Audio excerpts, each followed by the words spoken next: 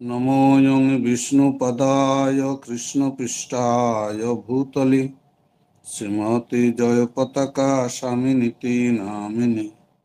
नमो आचार्यपदाय निताय कृपा प्रदायिने गौरकथा धामोदय नगरग्रमतारिणे। नमोऽयं विष्णुपदाय कृष्णपृष्ठाय भूतले श्रीमते भक्तिवेदान्त स्वामिनिति नामिने। नमस्ते सारस्वती गौरवाणी प्रचारिणे निर्विशेष शून्यवादी पाश्चात्य देशतारिणे। ओं तत्सत् ओं तत्सत् ওং তৎসৎ। সুধী ভক্তমণ্ডলী, সবাইকে জানাই আমি দণ্ডবত প্রণতি নিবেদন। আজকে আমাদের ভাগবতম দ্বিতীয় স্কন্দ অধ্যায় ৮ শ্লোক নাম্বার ২৬। ন মে আশব পরয়ন্তি ব্রহ্মণ অনশনত ওমি পিবত অচ্যুত পীযূষম তৎ বাক্যাদ্ভিঃ বিনিশ্চিতম। তো এখানে বলছে, হে ব্রাহ্মণ, যেহেতু আমি আপনার বাণী সমুদ্র থেকে প্রবাহিত অচ্যুত পরমেশ্বর ভগবানের কথামৃত পান করেছি, তাই আমি অনসঞ্জনিত কোনো ক্লান্তি অনুভব করছি না। তাহলে কত সুন্দর বাক্য এখানে বলছেন যে, হে ব্রাহ্মণ। ব্রাহ্মণ সম্বোধন করছেন ব্রহ্মকে, যিনি জানেন, ব্রাহ্মণ। এবং ইনি কি বলছে, যেহেতু আমি আপনার বাণী সমুদ্র, সমুদ্র অনেক, যেমন লবণ সমুদ্র, তারপরে সংসার সমুদ্র, তো তেমনি বাণী মানে বাক্যের সমুদ্র। এই জড় জগতে অনন্ত কোটি বাক্য চলতে থাকে, একদম বাক্যের সমুদ্র মতো বাক্য চলতে থাকে, কিন্তু সেই সমস্ত বাক্য কোনো কাজে দিবে না, এই সংসারের কোনো উপকারেও লাগবে না। রাত দিন হইচই হই হাল্লা চলছে, কিন্তু সমুদ্রের মতো শব্দ উচ্চারিত হচ্ছে, কিন্তু সেই উচ্চারিত শব্দ কোনো ক্রিয়াকলাপে কোনো সহযোগিতা করবে না, বা কোনো ওটা রেকর্ড শুধু থেকে যাবে সেই ব্যক্তির জন্য, এবং ওই শব্দতে তার যাওয়ার সঙ্গে সঙ্গে ওগুলো আবার এই প্রকৃতি থেকে আবার ডিলিট হবে, নতুন নতুন শব্দ উৎপন্ন হতেই থাকে। তো বলছে, এই সব শব্দে জড় জগতের আল্লাহ গোল্লা কানাকানি অনেক রকম শব্দ হতেই থাকে সারা দিন রাত, কিন্তু সেই শব্দের কোনো, সেই সমুদ্র কোনো কাজে লাগবে না, লবণ সমুদ্রের চেয়েও নিকৃষ্ট। তাই এখানে সেইটা বলতেছে পরীক্ষিত মহারাজ, যে আপনার বাণী সমুদ্র। বাণী, আমরা তো আকাশবাণীও শুনি, আকাশবাণী আকাশ থেকে হয় না, নিজের মুখ থেকেই হয়। সেই বাণী আবার হাই ফ্রিকোয়েন্সি রেডিওতে মাউন্ট করি, ওইটা আবার বাণী, এই পৃথিবীর বাণী পৃথিবীতেই আসে, আকাশের বাণী হয় না। কিন্তু এই যে সুখদেব গোস্বামীর মুখনিসৃত বাণী, এটা মহাকল্যাণকর, সেটা এখানে বলছে। কথামৃত, সেটা হলো অমৃত স্বরূপ, কেননা এটা হলো ভগবানের সম্বন্ধিত, ভগবান সম্বন্ধিত বাণী। ভগবত তত্ত্ব বিজ্ঞান, যে বিজ্ঞান অনন্ত কোটি ব্রহ্মাণ্ড, সেই বিজ্ঞানের উপর নির্ভর করে গ্রহ, তার বাণী, তার মুখ, তার যে কথা, সেই কথা সমুদ্র, সে ভগবানের কথা সমুদ্র, এইটাকে বলছে বাণী সমুদ্র। তাহলে সে ভগবানের কথা অমৃত, সেই বলছে অমৃত, সেই কথামৃত পান করেছি। আমরা তো অমৃত এই জড়জগতে নাই। আমরা একটা খাবার ভালো লাগলেও তাতেও আমরা বলে দিই, আহ, আপনার খাবার যা হয়েছে একদম অমৃতের মতো লাগছে। আমরা স্বাভাবিক অবস্থায় মিথ্যা কথা বলি, কারণ অমৃত আমরা দেখি নাই, জানি না। অমৃত হলো স্বর্গলোকে দেবরাজ ইন্দ্রদের জন্য, বাকি আমাদের জড়জগতে তো কোনো অমৃত নাই। কিন্তু আমরা হামেশাই মিথ্যা কথা বলি বা ভুল বলে থাকি। অমৃত খাইও নাই কোনোদিন, কেউ খায় নাই অমৃত, দেখেও নাই চোখে, কিন্তু তাও বলে খাবার অমৃতের মতো হয়েছে। কিন্তু এখানে পরীক্ষিত মহারাজ যে কথাটা বলছেন, সেটা কতখানি গুরুত্বপূর্ণ। কথা অমৃত, কেন সেটা অমৃত? না, সেটা পান করে যত পিপাসু আছে, মানে যারা রসজ্ঞ, তারা পান করে পরম শান্তি অনুভব করে। এই জড়জগতে অনাদিকাল থেকে যে ক্লান্ত, যে পরিশ্রম, সেটা দূরীভূত হয়ে যায় ভগবানের কথায়। সে আনন্দ সমুদ্রে যখন, আনন্দের সমুদ্রে যখন সে ধাবিত হয়, তখন এই সংসারের যে গ্লানি, ক্লান্তি, দুঃখ, দুর্দশা এবং পীড়ন, উৎপীড়ন, কত রকম যন্ত্রণা, সব দূরীভূত হয়ে আনন্দে পর্যবসিত হয়। তো তাই এখানে বলছে যে সেই রকম কথামৃত পান করেছি। তাহলে অমৃত এই সুখদেব গোস্বামীর কথা, কারণ উনি মুক্ত পুরুষ, উনি উনি অমৃত দিতে পারেন। যার তার কাছে অমৃত নাই, এনার কাছে অমৃত আছে, কারণ ইনি কোটি কোটি বছর থেকে ভগবানের লীলাই দর্শন করছেন, এবং কোটি কোটি বছর থেকে উনি ভগবানকেই দর্শন করছেন, ভগবানের লীলার অনুসরণ করছেন। আর আমরা কোটি কোটি বছর থেকে সংসারই দর্শন করে যাচ্ছি, সংসারেই পরিভ্রমণ করতেছি। কাজে আমরা সংসার সম্বন্ধে জানব, আর ইনি ভগবান সম্বন্ধে জানেন, কারণ ভগবান ছাড়া অন্য কিছু উনি দেখেনি নাই। তো তাই এখানে বলছে যে অমৃত পান করছি। আর বলছে আমার যে অনাহারী, যে অনশন ব্রত নিয়েছি, সেই অনশন ব্রতের ক্লান্তিও দূর হয়ে গেছে, আমার আর ক্ষুধা তৃষ্ণা নাই। তাহলে ভগবানের কথা সেই রকম ব্যক্তির কাছে থেকে যদি শ্রবণ করা যায়, তাহলে ক্ষুধা তৃষ্ণা, জ্বালা যন্ত্রণা সব দূরীভূত হয়ে যায়।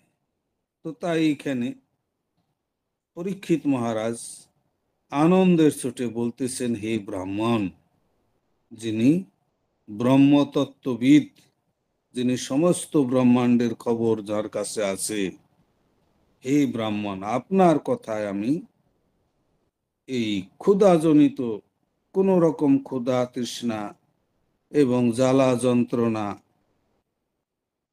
চিন্তা ভাবনা কিছুই নাই, আনন্দে আবিষ্ট হয়ে গেছি, অভিনিবিষ্ট হয়ে গেছি। তো এইভাবে উনি বলছেন। আমরা পরবর্তী শ্লোকে প্রবেশ করব। পরবর্তী শ্লোক হলো 27 নাম্বার। সুত উবাচ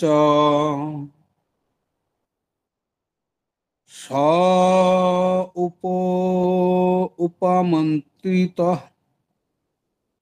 রাজ্ঞা কথায়াম সৎপতে ব্রহ্মরাত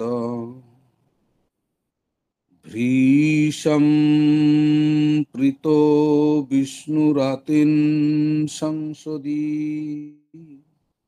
তো বলছে, সুত গোস্বামী বললেন, মহারাজ পরীক্ষিত কর্তৃক এইভাবে ভক্ত সহ শ্রীকৃষ্ণের কথা বলতে আমন্ত্রিত হয়ে সুখদেব গোস্বামী অত্যন্ত আনন্দিত হলেন।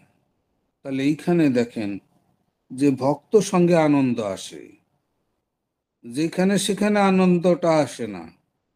আনন্দ কোনো পকেটে রাখার জিনিস না, যে পকেটে নিয়ে ঘুরলাম, আমার যখন ইচ্ছা বের করে নিয়ে আনন্দে নাচলাম, ওই রকম আনন্দ আসে না। আনন্দটা এখানে বলছে ভক্ত সঙ্গে আসে। তাহলে ভকত সঙ্গে পরম সিদ্ধি, ভকত সঙ্গ পরম সিদ্ধি, প্রেম লতিকার মূল। তাহলে এই প্রেম লতিকা ভক্ত সঙ্গে যদি ভগবানের কথা হয়, তাহলেই আনন্দটা বর্ধন হয়। তাছাড়া অভক্তের কাছে যদি হরি কথা বলা হয়, তাহলে সব আনন্দ শুকিয়ে যায়। সেখানে দুঃখালয় অশাশ্বতম জগতে যেখানে সেখানে আনন্দটা আসে না। আনন্দ পাইতে হলে ভক্ত সঙ্গ করতে হবে। আর ভক্ত সঙ্গ যদি না করা যায়, তাহলে সংসার চুষে খেয়ে নিবে। কয়েকদিন ভক্ত সঙ্গ যদি না করা যায়, তাহলে সংসার একদম একদম ইঁদুরের মতো কামড়িয়ে খেয়ে নিবে। ইঁদুর যেমন একদম যা পায় তাই কামড়িয়ে চিবিয়ে খেয়ে যায়, তেমনি এই দুঃখ দুর্দশা চিবিয়ে খেয়ে নেবে মানুষকে।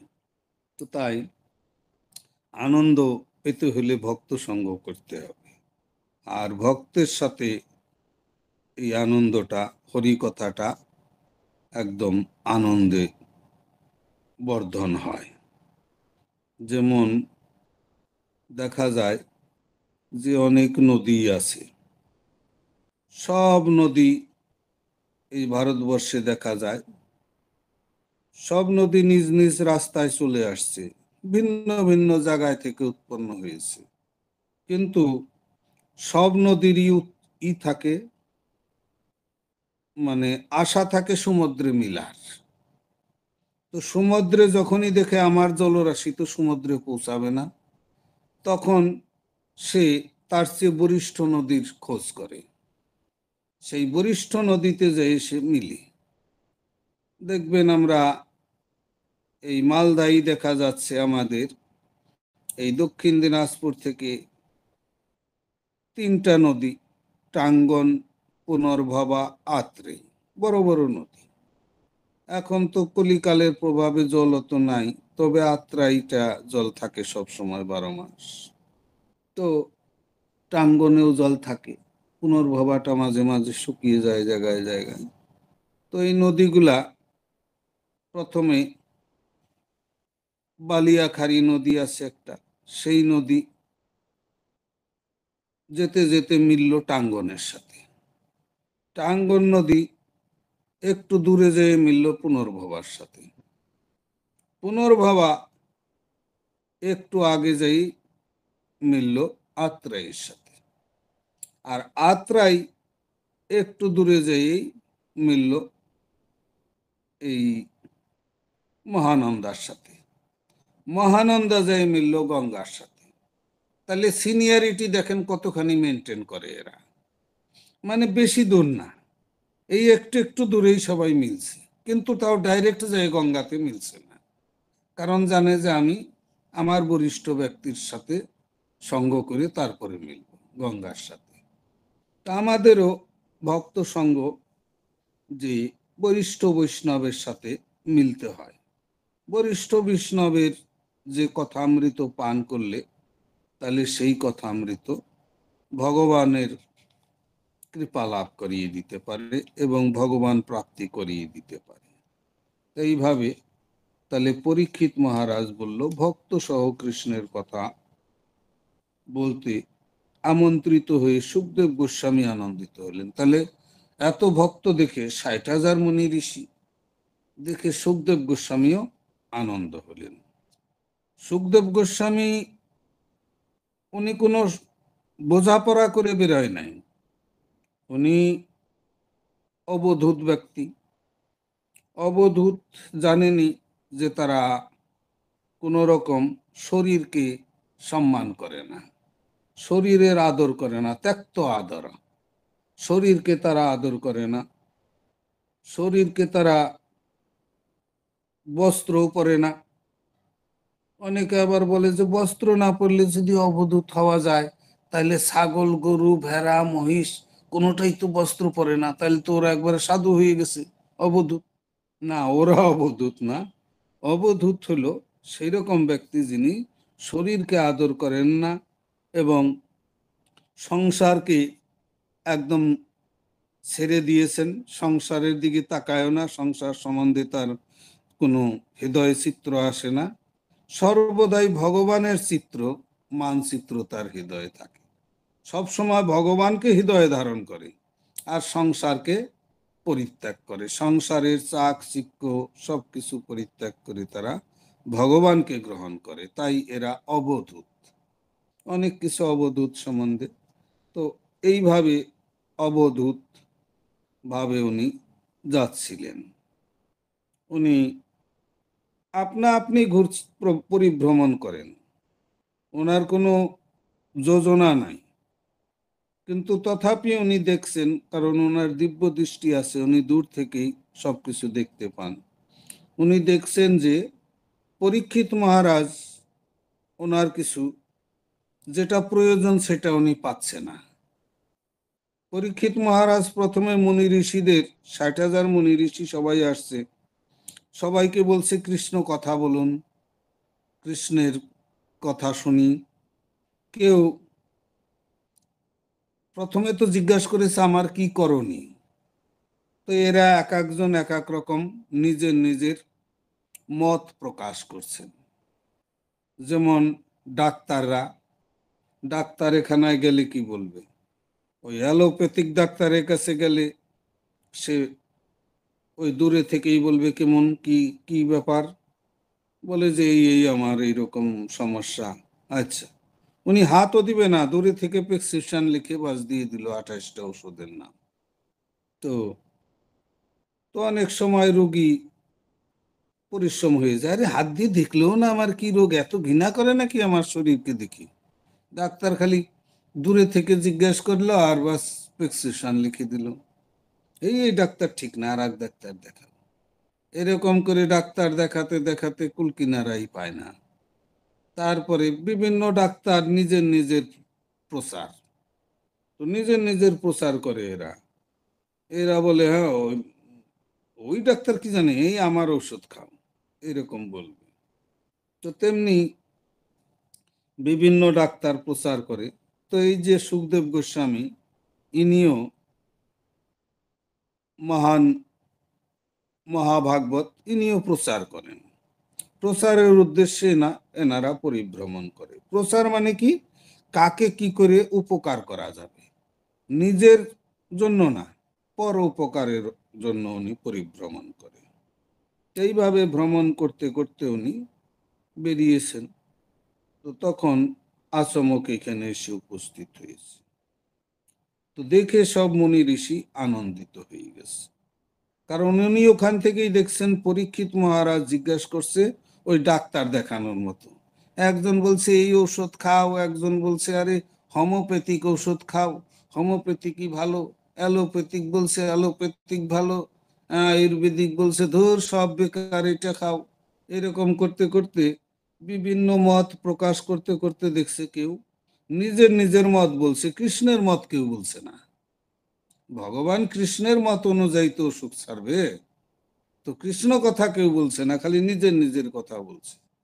তখন উনি দেখলেন না, পরীক্ষিত যে অবস্থায় আছে, ওর 7 দিন আয়ু, আর ও যা জিজ্ঞেস করছে সেটা কেউ বলছে না।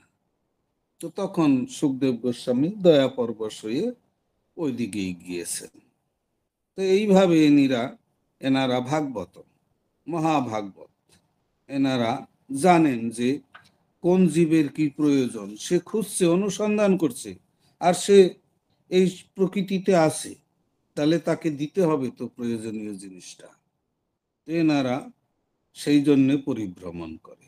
তো এইভাবে আমরা দেখলাম উনি পরীক্ষিত মহারাজের সেই প্রায় উপবেশনে এসে উপস্থিত। তো তার পরবর্তী 28 নম্বর শ্লোক।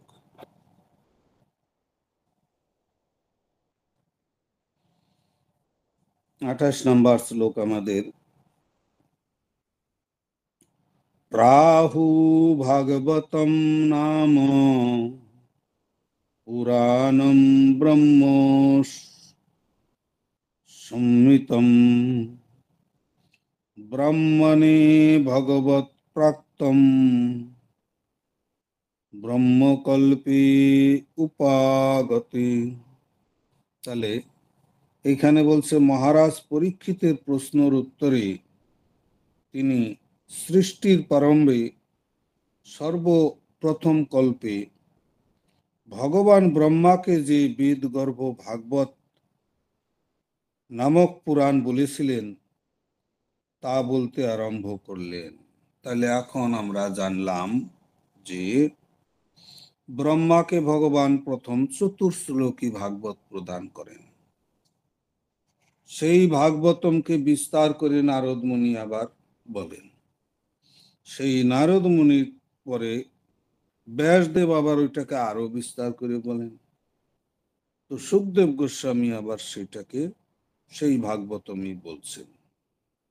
তাহলে ভগবান ব্রহ্মাকে বলছিলেন চতুর্শ্লোকী ভাগবত, আর ওই 4টা শ্লোকেই সমস্ত ভাগবত অন্তর্নিহিত ছিল।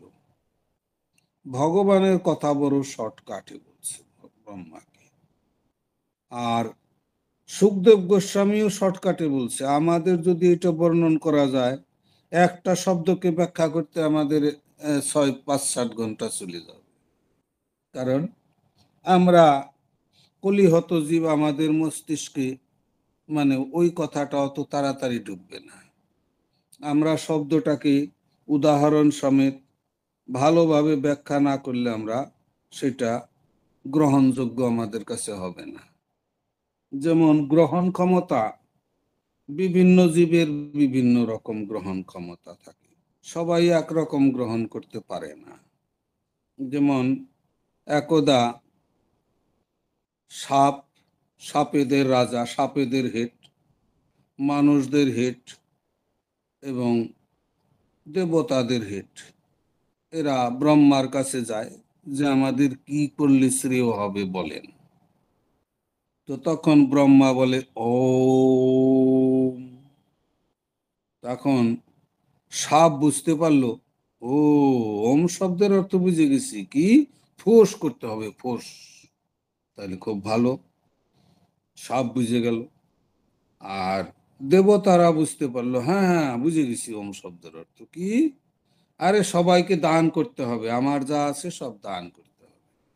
ঠিক আছে, ভালো, দেবতারা দানই করে, আমাদের দান করে, আমরা সেইটাই আমরা খাই, দেবতাদের দানেই চলে আমাদের।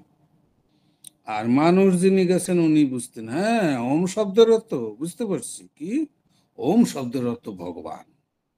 তাহলে এইভাবে 3 প্রজাতির 3 রকম বুদ্ধি। তো এইরকম 84 লক্ষ প্রজাতির 84 লক্ষ প্রজাতিরই বুদ্ধি হবে, উপলব্ধি হবে।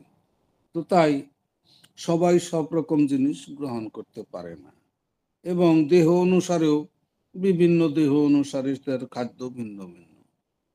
তো তাই এখানে বলছে মহারাজ পরীক্ষিতের প্রশ্নের উত্তরে, বলছে সৃষ্টির প্রারম্ভে ব্রহ্মাকে ভগবান ভাগবত দিয়েছিলেন। সেই ভাগবত আবার ব্রহ্মা নারদকে দিয়েছে, নারদ আবার ব্যাসদেবকে দিয়েছে, ব্যাসদেব সেই ভাগবতম সুখদেব গোস্বামীকে দিয়েছে। সুখদেব গোস্বামী বলছেন, তাই বলছে সেটা বেদগর্ভ ভাগবত পুরাণ। তো ব্রহ্মাকে যেটা দিয়েছিলেন সেটা উনি এখন পাচ্ছেন। তো কালের প্রভাবে সেটা বিস্তার লাভ করে। যেমন আমরা দেখছি নদী নদী আমরা সাধারণত হিমালয় পর্বতে যখন যাব, গঙ্গা নদী এতটুক চওড়া দিয়ে জল বেরোচ্ছে। গঙ্গা নদী এতটুক চওড়া হবে, 1 ফুট দিয়ে জল বেরোচ্ছে গঙ্গা নদী। তো সেই গঙ্গা নদী যখন ধীরে ধীরে বেরিয়ে আসতে আসতে যখন যত সমুদ্রের কাছে আসবে ততই চওড়া হবে। চওড়া হতে হতে একদম সমুদ্রের মতো চওড়া লাগবে। তো কাজেই বিস্তার আর কি বিস্তার লাভ করে, জলও বেশি হয়ে যায়, অনেক জল। আর ওখানে দেখা যায় জল অল্প অল্প বেরোচ্ছে, এটা গঙ্গা নদী, বিশ্বাস হয় না।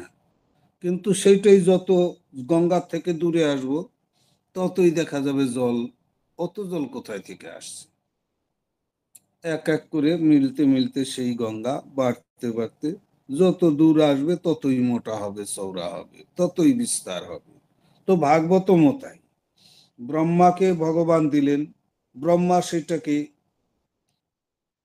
সময় কাল অনুসারে বিস্তার করলেন। এ না ভগবানের কথা উড়িয়ে দিয়ে না, ভগবানের কথা সারথি সার কথাটা রেখে উনি কাল অনুসারে সেটাকে সেই অ্যাজ ইট ইজ বর্ণন করতে। তো ব্রহ্মার কথা ব্রহ্মা যেটা বুঝবে সেটা তো সাধারণ নারদের ক্ষমতা নাই বোঝার। তো নারদের বোধগম্য হিসাবে ব্রহ্মা আবার সেটাকে লেখেন, কিন্তু কথা পরিবর্তন করেন না। ভগবানের কথা সেটাই, উদ্দেশ্যও সেটাই, ভগবানের কথার কোনো পরিবর্তন নাই। কিন্তু আমাদের উপলব্ধি অনুসারে আমরা সেটাকে বিস্তার করতে হয়। যেমন আমরা কলিহত জীব, আমাদের একটা শ্লোকের একটা অক্ষর আমাদের 1 ঘন্টা করে না বুঝালে ওই শব্দের অর্থ পুরোপুরি না বুঝলে আমাদের মস্তিষ্কে আসবে না।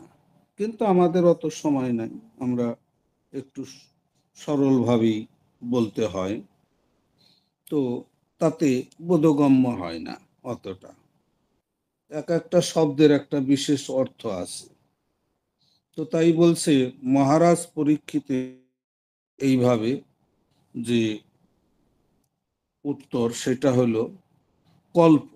তাহলে এইটাও তো দেখতে হবে স্থান কাল অনুযায়ী জীবের ধারণ ক্ষমতা বদলি হয়। যেমন প্রথম কল্প, ব্রহ্মার কল্প মানে 864 কোটি সাল। তাহলে 864 কোটি সাল যদি সময় লাগে, তাহলে 864 কোটি সাল সাধারণত 5000 বছর আগে অর্জুনকে ভাগবত গীতা দিয়েছেন ভগবান।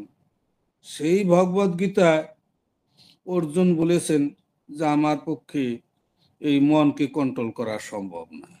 আর আমাদের বড় বড় বক্তারা মনকে কন্ট্রোল মানে একদম মনকে মনে জল দিয়ে গিলে খাওয়ার মতো প্রবচন দেয়। তাহলে দেখা যায় যে মনকে কেউ আমরা কন্ট্রোল করতে পারি নাই। কিন্তু সে সবাই বলছে কৃষ্ণকে দিবে, কৃষ্ণকে দিবে, পরমাত্মা জীবাত্মা অনেক গল্প করে।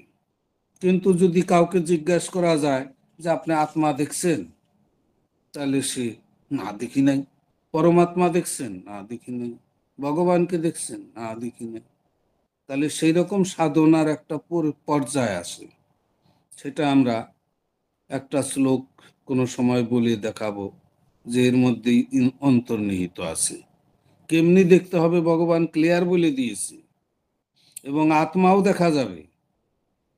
যেটা আমরা বলছি দেখে দেখি নাই, না দেখে কেন আমরা না দেখে বলতেছি পরমাত্মা আত্মা ভগবান, এটা কি শাস্ত্রগত জ্ঞান। যখন ওইটা আমরা আমরা যেটা যেমন প্রত্যক্ষ জ্ঞান, প্রত্যক্ষ জ্ঞান কি, আমি ভারতীয়, আমি রাশিয়ান, আমি পুরুষ, আমি স্ত্রী, আমি অমুক, আমি ব্রাহ্মণ, আমি ক্ষত্রিয়, এটা হলো প্রত্যক্ষ জ্ঞান। মানে আমি নিজেকে জানি আমি কি, এটা হলো আমার দেহগত পরিচয়, এটাকে বলছে প্রত্যক্ষ জ্ঞান। তারপরে হইল অপ্রত্যক্ষ জ্ঞান। এই যে আমরা যে বলতেছি আত্মা, পরমাত্মা, ভগবান, এটা হলো অপ্রত্যক্ষ জ্ঞান। আমরা দেখি নাই ভগবানকে, মন তাকেও দেখি নাই, আত্মাকেও দেখি নাই, নিজের হৃদয়ে যে আত্মা আছে, এবং পরমাত্মাকেও দেখি নাই। আমরা কেন বলছি, কেন জানি না? আমরা শাস্ত্রে জানি, শাস্ত্রের মাধ্যমে। তো শাস্ত্রলব্ধ জ্ঞান হলো অপারাব্ধ জ্ঞান, অপ্রত্যক্ষ জ্ঞান। তো এইরকম জ্ঞানের মধ্যে স্তর আছে। তো যে স্তরে আমরা যেতে হবে, সেই স্তরে ভজন সাধন করতে করতে পৌঁছালে তখন সে আত্মাকে দেখবে। তার চেয়ে একটু আগে গেলেই সে আবার পরমাত্মাকে দেখবে। তার একটু আগে গেলে সে সেই ভগবানকে দেখবে। তার একটু আগে গেলে সে ভগবানের টাইম টু টাইম রূপ দেখবে। কি ভগবান কি চতুর্ভুজ রূপে, না শ্যাম নটবর রূপে, না গোপাল রূপে, না কেমন? সে ভগবানের বিভিন্ন রস অনুযায়ী ওই দৃশ্য হবে। এ না যে ভগবান একই রূপে। ভগবান স্তর অনুযায়ী সেই রূপ ভগবানের দেখতে পাবে। সেটা হইল ভক্তি অঙ্গে ভজনা করতে করতে আসবে। তো যাই হোক, আমরা আর আগে বাড়ছি না। এখন আমরা 29 নম্বর শ্লোক বলবো। 29 নম্বর শ্লোকে টাইম কত হলো দেখে নিই। হ্যাঁ, আরে বাপরে, টাইম হয়ে গেছে। 29 নম্বর শ্লোক।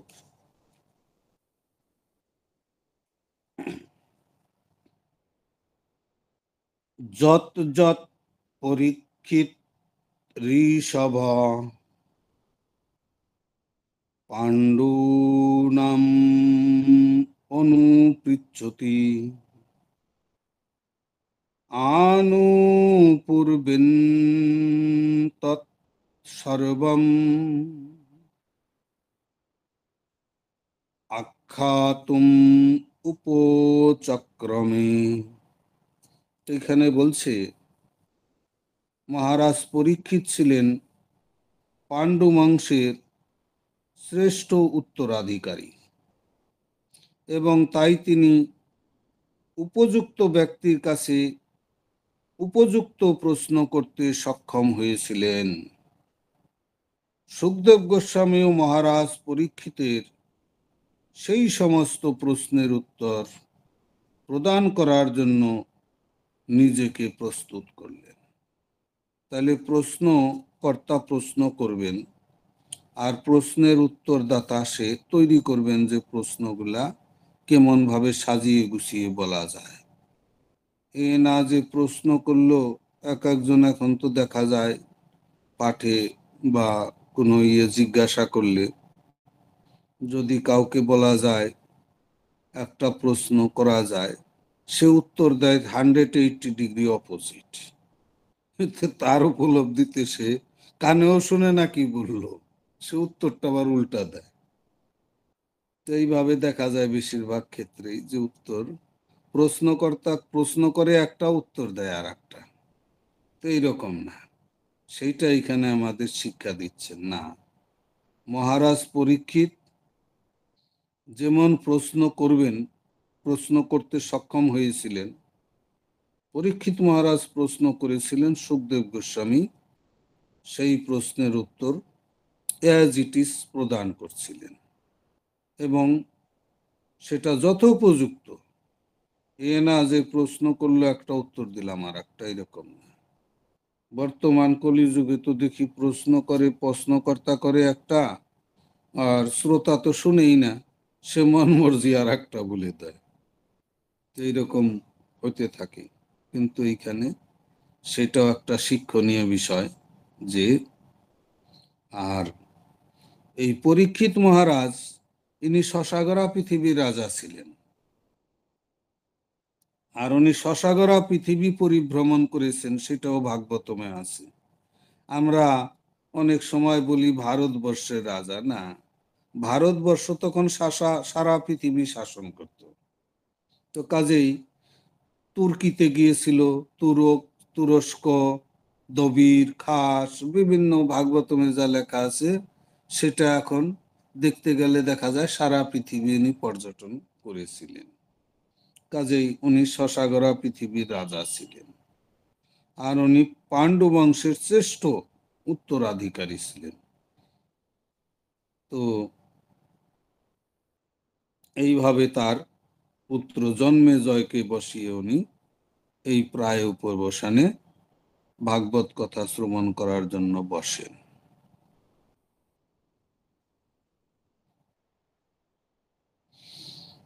এইভাবে প্রস্তুত করা উচিত। আর বর্তমানে আমরা দেখি যে কোনো কথা জানে না, কৃষ্ণকে চিনে না, কৃষ্ণ সম্বন্ধে জ্ঞানী নাই, তার কথায় হাততালি বাজাবে কেন? সে সংসারের গল্প বলবে, এটা হলো ওটা হলো, সংসারের কথা বললে খুব ভালো লাগে। কারণ কি, অধিকাংশ লোক সংসার ছাড়তে রাজি নয়, সংসারেই থাকতে চায়। কিন্তু লোকে বলে ভাগবত কথা একটু শুনি, ওই জন্যে পর্দার আড়ালে শুনে কেউ হয়তো ছবি বন্ধ করে দিয়ে বাইরে কাজ টাজই করে, ওই শোনা, ওই রকমই হয় আর কি।